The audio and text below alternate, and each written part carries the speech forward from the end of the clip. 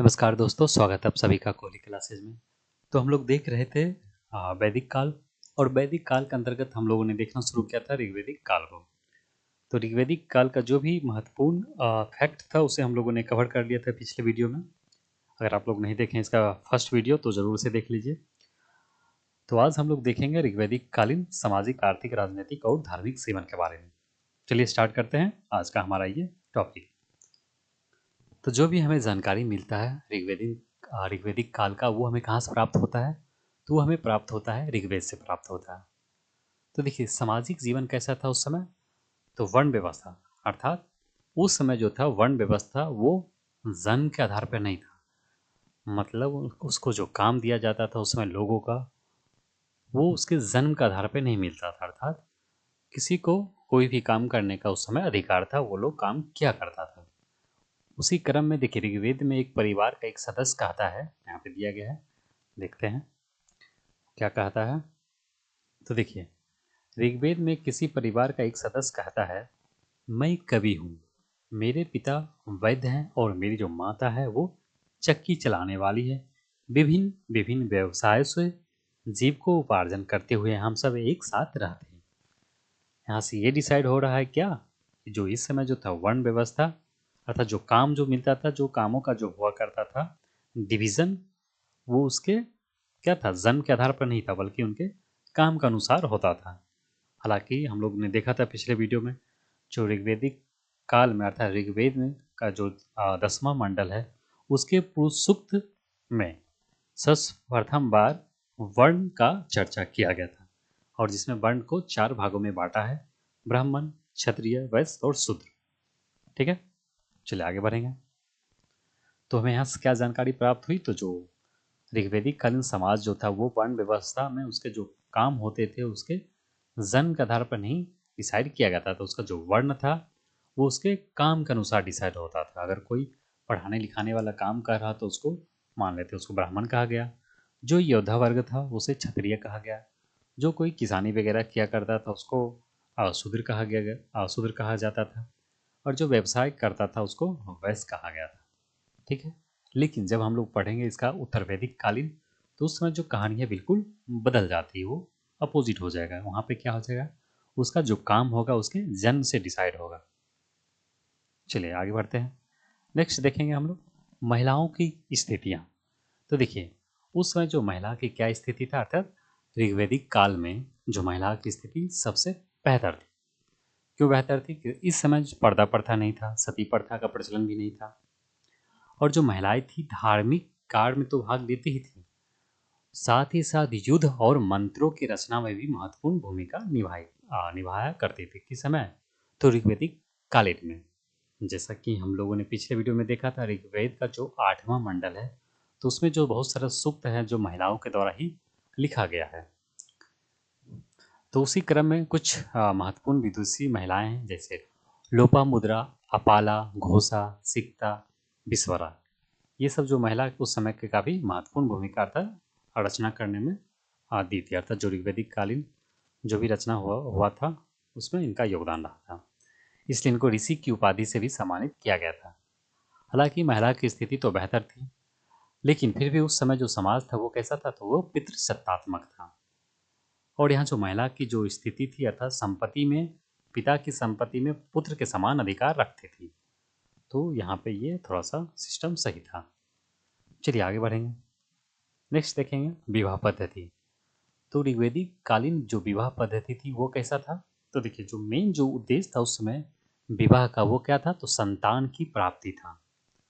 तो मेन उद्देश्य था विवाह करने का वो संतान की प्राप्ति था, और उस समय बाल विवाह नहीं होता था। तो हमें वहाँ से कोई भी जानकारी आता है ऋग्वेद से हमें कोई भी ऐसा जानकारी नहीं प्राप्त होता जिससे ये पता चले कि उस समय बाल विवाह हुआ करता था। और इस समय एकल विवाह, बहु विवाह, विधवा विवाह और नियोग प्रथा का प्रचलन था। तो इसमें किस टाइप का कितने प्रकार का विवाह हो गया? तो देखिए, एक तो आपका हो गया एकल विवाह, दूसरा आपका हो गया बहु विवाह, तीसरा विधवा, और एक और है नियोग प्रथा। तो नियोग प्रथा क्या है उसे देख लेते हैं, यहाँ पे लिखा गया है, देखिए। तो नियोग प्रथा एक प्राचीन हिंदू परंपरा थी, जिसमें यदि किसी पुरुष की मृत्यु हो जाती थी और उसकी पत्नी विधवा हो जाती तो उस महिला को संतान प्राप्त करने के लिए परिवार या समाज के किसी अन्य योग पुरुष से संतान प्राप्त करने का अधिकार दिया जाता था। इस प्रक्रिया को नियोग प्रथा कहा गया। हालांकि जो यह प्रथा था आज के समय में नहीं बल्कि उस समय हुआ करता था प्राचीन काल में, और ये काफ़ी विवादास्पद भी रहा। इसको विवादास्पद देखा जाता है। ये आप लोगों ने बहुत सारा धार्मिक चीज़ों जानते होंगे, धार्मिक कथाएं वगैरह पढ़े होंगे जिसमें नियोग प्रथा का भी जिक्र किया गया। उसका किस रूप में इंडिकेटिव मिलता है, जैसा कि आप लोगों ने देखा होगा कि क्या होता है, बहुत सारे ऋषि मुनि और जो था वो किसी के साथ मतलब रहा, उसके साथ सोकर संतान प्राप्ति किया। वो सब किस चीज़ को निरूपित करता है, तो वो नियोग प्रथा को ही निरूपित करता है। चलिए आगे देखते हैं। और इस समय जो आजीवन अविवाहित रहने वाली जो लड़कियां होती थी उसको क्या कहते थे, तो उसे अमाजू कहा जाता था। तो आजीवन अविवाहित रहने वाली, जीवन भर जो लोग विवाह नहीं करती थी लड़कियां, उसे अमाजू कहा जाता था। ठीक है, ये टर्म याद रखिएगा। नेक्स्ट देखते हैं हम लोग। अब हम लोग देखेंगे ऋग्वैदिक कालीन वेशभूषा। तो उस समय क्या वेशभूषा था, वो लोग क्या पहना करते थे, उसका क्या नाम दिया गया देखिए। तो इस समय सूती और ऊनी वस्त्र का प्रयोग किया जाता था। ज़्यादातर जो यूज होता था सूती और ऊनी वस्त्र का ही प्रयोग होता था। और जिसमें जो प्रमुख है बासस, जैसे बासस हो गया आपका, एक तरह हो गया ये मान लेते ऊपर जो हम लोग कमर के ऊपर पहनते हैं, जैसे शर्ट टी शर्ट वगैरह मान लेते हैं, तो कमर के ऊपर पहनने वाले को बासस कहा जाता था। नीवी क्या था, तो कमर के नीचे पहनने वाला, जैसे पैंट हो गया, लड़की लोग अगर है तो घाघरा वगैरह जो भी होता था वो पहना करती थी, तो कमर के नीचे पहनने वाले को नीवी कहा जाता था। दूसरा हो गया अधिवास। तो अधिवास क्या हो गया, चादर या दुपट्टे को अधिवास कहा जाता था। अधिवास, ठीक है, चादर या दुपट्टे को अधिवास कहा जाता था। आभूषण के बारे में देखिए तो बहुमूल्य धातु के आभूषण संपन्न लोग और जो कम मूल्य का जो आभूषण होता था वो लोग वो कौन पहनता था, तो वो लोग गरीब लोग धारण किया करते थे, जिसमें से कुछ प्रसिद्ध है। तो देखिए उसमें आभूषण भी ये लोग पहना करता था। आभूषण तो हम लोग ने पढ़ा ही था, क्या कहते हैं, सिंधु घाटी सभ्यता में भी होता था, पहना जाता था, यूज किया जाता था, और इस समय में भी किया जाता था।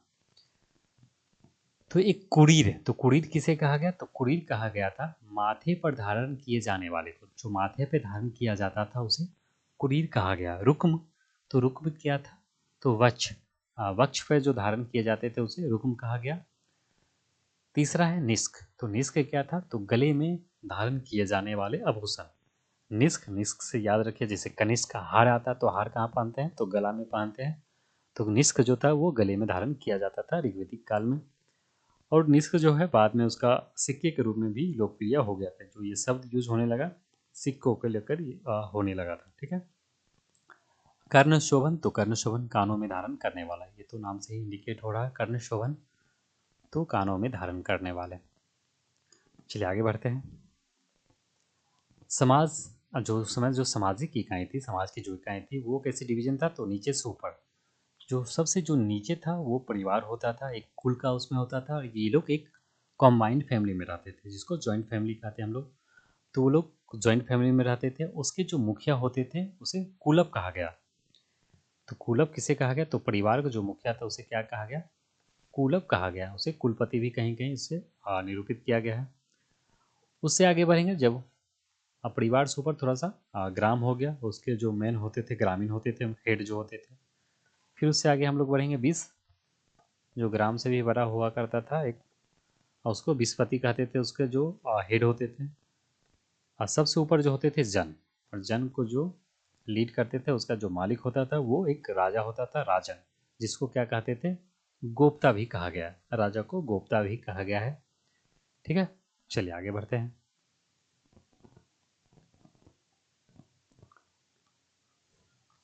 अब देखिए तो मनोरंजन का साधन, तो उस समय इंटरटेनमेंट का क्या साधन था। अब उस समय वो लोग मोबाइल वगैरह तो चला नहीं सकते थे, पबजी वगैरह खेल नहीं सकते हैं, क्रिकेट तो देखते नहीं होंगे, तो क्या करते हैं, तो वो लोग संगीत साधन का भी यूज़ किया करते थे। संगीत में तो जैसे बीना वगैरह बजाया करते होंगे, ये सब चीज़ हो गया इंस्ट्रूमेंट, मटका वगैरह रखे होंगे, मटका का टम टम टम बजाते होंगे। साथ ही साथ पासा खेलना, घुड़दौड़, रथ दौड़ और पशु पक्षियों की लड़ाई, जैसे देखते हैं ना मुर्गा मुर्गी जो मुर्गा को लड़ाई होता है बहुत जगह मैंने देखा है। एक कुछ मोहल्ला में एक बार मैं रह रहा था तो वहाँ पे देखा था मुर्गे की लड़ाई। ले आया था मुर्गा और दोनों आपस में उसे लड़ा रहा था। तो इस टाइप को वो लोग किया करता था। चलिए, तो ये सब मनोरंजन का उस समय काम था। खान पान देख लेते हैं उस समय का। तो देखिए, इस समय जो था ऋग्वेदिक काल में जो मुख्य खाद्य पदार्थ था वो जौ और गेहूं था। तो जो मेन उस समय वो लोग खाया करते थे, क्या खाया करते थे? जौ और गेहूं। और उस समय जो चावल को क्या कहते थे? तो चावल को व्रीहि कहा गया है। तो चावल के लिए जो शब्द का प्रयोग हुआ वो व्रीहि प्रयोग किया गया है। तो शाकाहारी और मांसाहारी दोनों प्रकार का जो व्यक्ति उस समय थे, तो ये तो हमेशा ही रहे हैं, शाकाहारी मांसाहारी। अतिथि को गाय का मांस खिलाया जाता था। जो अतिथि होते थे, गेस्ट लोग, तो गेस्ट लोग को ऋग्वैदिक काल में जो खिलाया जाता था, गाय का मांस खिलाया जाता था, इसलिए अतिथि को क्या कहते थे? तो गोहंता कहा गया। तो अतिथि को गोहंता कहा गया, कब? ऋग्वैदिक काल में कहा गया। और गाय को अधन्य माना गया। अधन्य कहा जाता था, इसको वध नहीं करना चाहिए, फिर भी उस समय वो लोग गाय को खिलाया करते थे। और पेय पदार्थ में सोम रस का प्रयोग किया जाता है। तो सोम रस क्या था? तो ये एक मदिरा था। ये लोग सोमरस मदिरा पिया करते थे, जिसको सोमरस कहा गया था।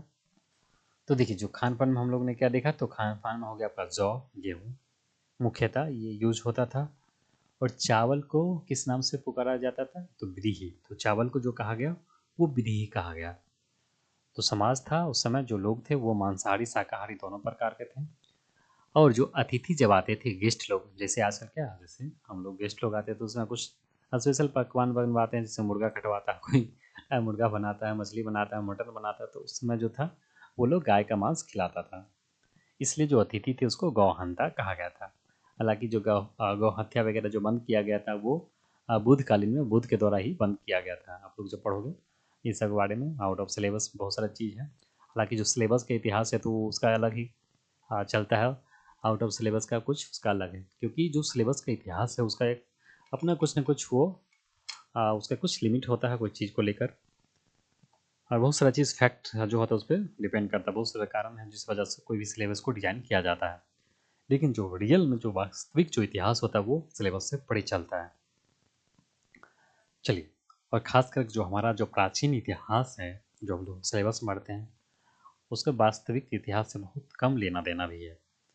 जब उसे आप पढ़ोगे आगे, जब देखोगे आउट ऑफ सिलेबस जाकर, तो बहुत सारा चीज़ आपको समझ में आने लगेगा। खैर चलिए, कोई बात नहीं, हमें तो एग्जाम से रिलेटेड चीज़ को पढ़ना है। चलिए आगे देखते हैं। हाँ, तो पेय पदार्थ के रूप में पेय पदार्थ के रूप में ये लोग क्या यूज़ करते थे? सोम रस का प्रयोग क्या करते थे। चलिए आगे बढ़ते हैं।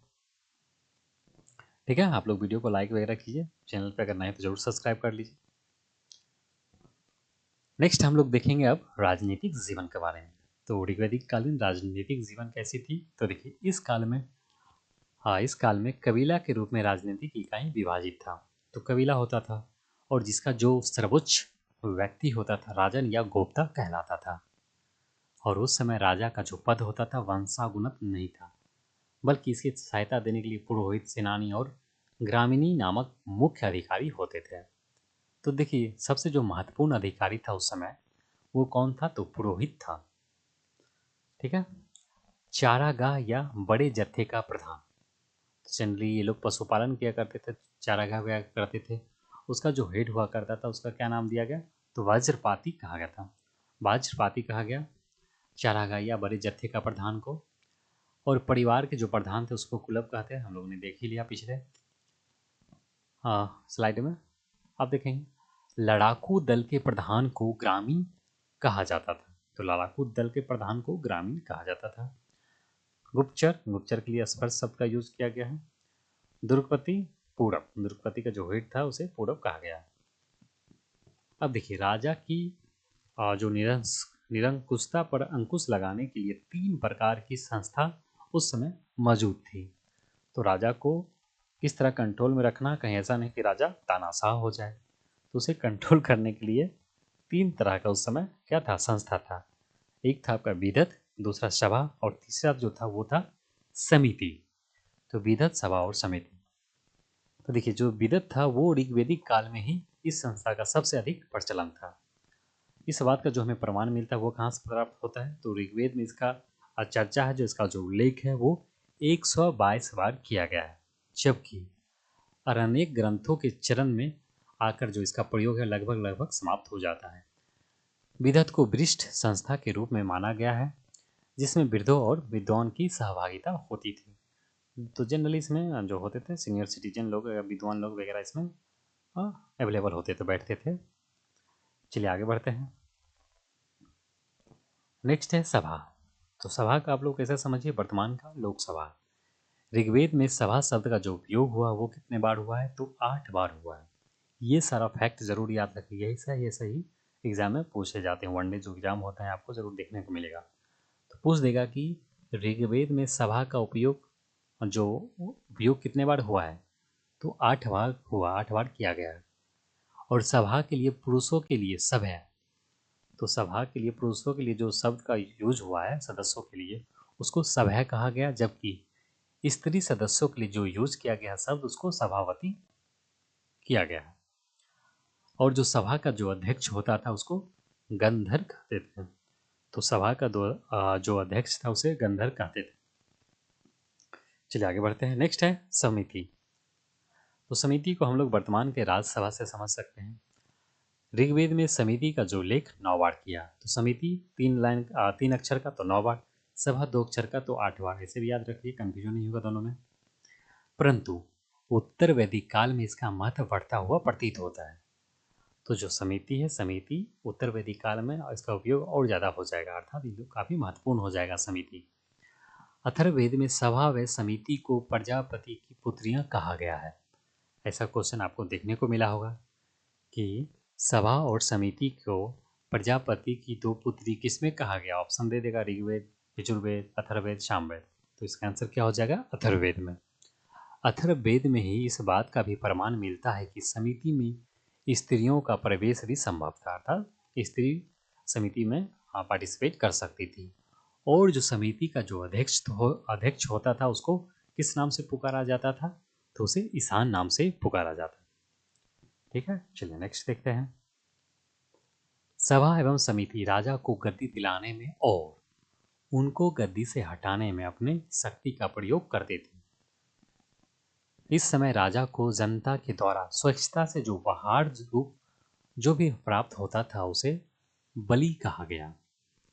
तो जनता लोग जो भी स्वच्छता से अपने खुशी से जो भी राजा को जो उपहार वगैरह दिया करता था उसे क्या कहा जाता था, तो उसे बलि कहा जाता था। तो हम लोगों ने देख लिया इसका राजनीतिक जीवन के बारे में। नेक्स्ट है हम लोगों क्या देखेंगे, धार्मिक जीवन, ऋग्वेदिक कालीन धार्मिक जीवन के बारे में।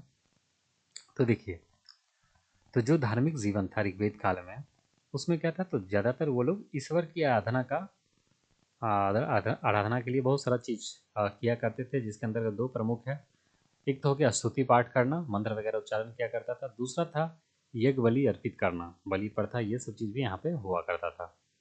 ठीक है, इसके अंतर्गत जो मेन उसका उद्देश्य था ईश्वर को आराधना करने का, भौतिक सुख प्राप्त करना, इसके अलावा स्वच्छ रहना, मतलब स्वस्थ रहना, हेल्थ के लिए, संतान प्राप्ति के लिए, पशु जो होता पशु संतति को बढ़ोतरी के लिए था, जिससे लोग पशुपालन वगैरह किया करता था। तो बहुत सारा चीज़ क्या था, वो लोग मतलब अलौकिक परलौकिक जो भी बात किया करते थे उसमें ईश्वर से वो लोग कामना करते थे हमें ढेर सारा पशु हो जाए, गाय हो जाए, गैया हो जाए, ये सब वो लोग किया करते थे। वर्षा के लिए वो लोग पूजा करते थे, बारिश कराने के लेकर, क्योंकि उसे कैसी खेती वगैरह किया करना रहता था। तो कुल मिला के ये लोग इसीलिए वो लोग धार्मिक, उनका जो धार्मिक जीवन में था ईश्वर को आराधना करने में उनका जो मुख्य उद्देश्य था यही था, भौतिक सुख प्राप्ति को लेकर। ठीक है, इसके अंदर हम लोग स्तुति पाठ और यज्ञ बलि को अर्पित करना, 2 भागों में इसको डिवाइड कर सकते हैं। चलिए आगे बढ़ेंगे। अब देखिए, ऋग्वेद में 33 देवताओं का वर्णन किया गया। तो ऋग्वेद में पूछ देगा क्वेश्चन कि ऋग्वेद में टोटल कितने देवताओं का चर्चा किया गया, तो 33 देवताओं का चर्चा किया गया, जिसमें से कुछ महत्वपूर्ण देवता है उसे देख लेते हैं। तो पहला हो गया इंद्र। जो इंद्र है वो ऋग्वेदिक कालीन सबसे महत्वपूर्ण देवता था और इसके लिए 250 सूक्त लिखे गए हैं। तो जो 250 सूक्त लिखा गया है किसके लिए, तो इंद्र के लिए लिखा गया है। और इंद्र को क्या कहा गया, तो पुरंदर कहा गया, अर्थात दुर्ग को तोड़ने वाला। जो दुर्ग को तोड़ता है उसे पुरंदर कहते हैं।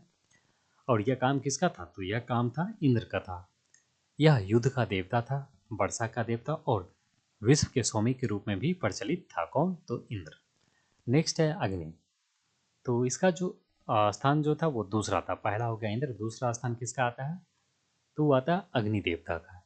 इन पर 200 सूक्त लिखा गया। तो इसके लिए जो सूक्त का उपयोग किया गया वो कितने बार, तो 200 बार किया गया, जबकि इंद्र के लिए 250 बार। यह मानव और ईश्वर के बीच संपर्क स्थापित करने का कार्य करता था। अर्थात मानव और ईश्वर के बीच का जो मध्यस्थता का जो काम करता था, मध्यस्थता का, वो अग्नि का था। वरुण, तीसरा हो गया वरुण। इसका स्थान जो था तीसरा था, जिस पर 30 सूक्त है। तो वरुण के लिए 30 सूक्त लिखा गया, काफी कम लिखा गया।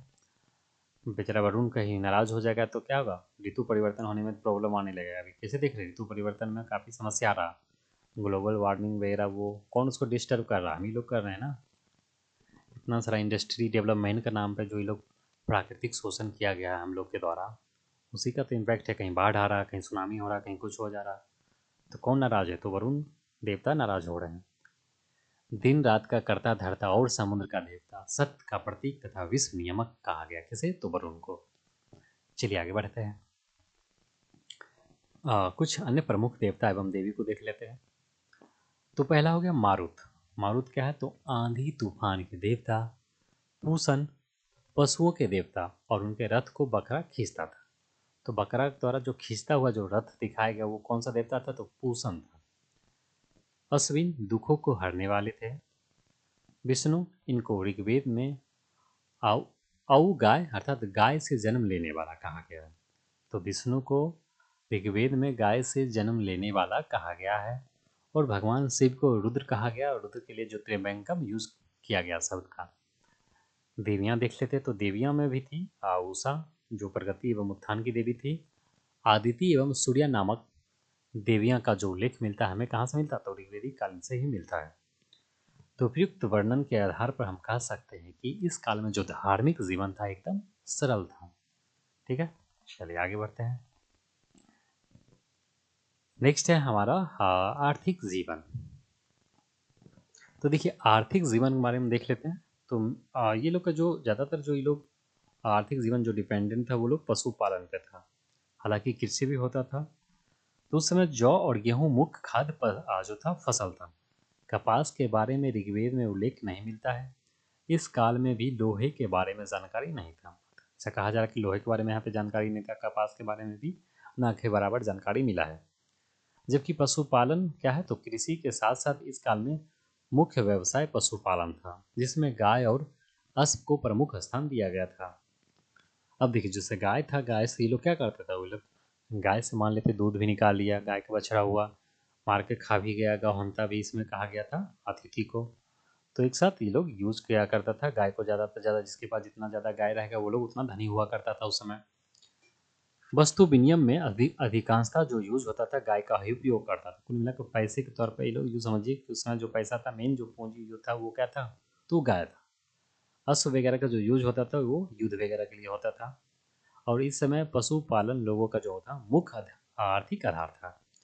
तो मेन जो आधार था उसका जो मुख्य वो क्या था, तो पशुपालन था। किसका, ऋग्वेदिक कालीन लोगों का। चलिए आगे बढ़ते हैं। नेक्स्ट है वाणिज्य व्यापार। तो देखिए वाणिज्य व्यापार में क्या है, तो इस काल में वाणिज्य व्यापार का बहुत अधिक विकास दिखाई नहीं पड़ता है। फिर भी सूती, रेशमी और ऊनी वस्त्र और रथ बनाने का कार्य संपन्न होता था। इस प्रकार ऋग्वेदिक काल की आर्थिक जीवन हड़प्पा सभ्यता के समान विकसित नहीं था। साथ ही यह एक ग्रामीण सभ्यता था। हम लोग ने देखा था जो हड़प्पा सभ्यता था वो कैसा था, वो एक नगरीय सभ्यता था। तो विश्व की जो सबसे प्राचीन नगरीय सभ्यता हमारा कौन सा है, तो हड़प्पा सभ्यता है। जबकि जो वैदिक काल है वो कैसा है, तो वो एक ग्रामीण सभ्यता है। ठीक है, तो जो हमारा जो समाप्त होता है ये चैप्टर, अर्थात ऋग्वेद में अर्थात वैदिक काल का जो है ऋग्वेद काल से संबंधित जो भी महत्वपूर्ण फैक्ट था उसे हम लोगों ने 2 वीडियो में कंप्लीट कर लिया है। नेक्स्ट जो हमारा होगा उसमें हम लोग बात करेंगे उत्तर वैदिक काल। ठीक है, हाँ थोड़ा सा हाँ देख लेते हैं कुछ महत्वपूर्ण शब्दावली है। तो देखिए उर्वरा, उर्वरा किसको कहते हैं? तो उपजाऊ भूमि को, लांगल हल को, पर्जन्य बादल, अयस तांबा या कांसा को, बेकनाट सूद पर पैसे लगाने वाले को क्या कहा गया? तो बेकनाट कहा गया। सूद पर पैसा लगाने वाले को बेकनाट कहा गया है। ये 4-5 महत्वपूर्ण शब्दावली है एक वैदिक कालीन। चलिए आपसे हम लोग फिर मिलते हैं कब? तो नेक्स्ट वीडियो में, जिसमें हम लोग बात करेंगे ऋग्वेदिक अर्थात उत्तर वैदिक काल का। ठीक है, चलिए धन्यवाद।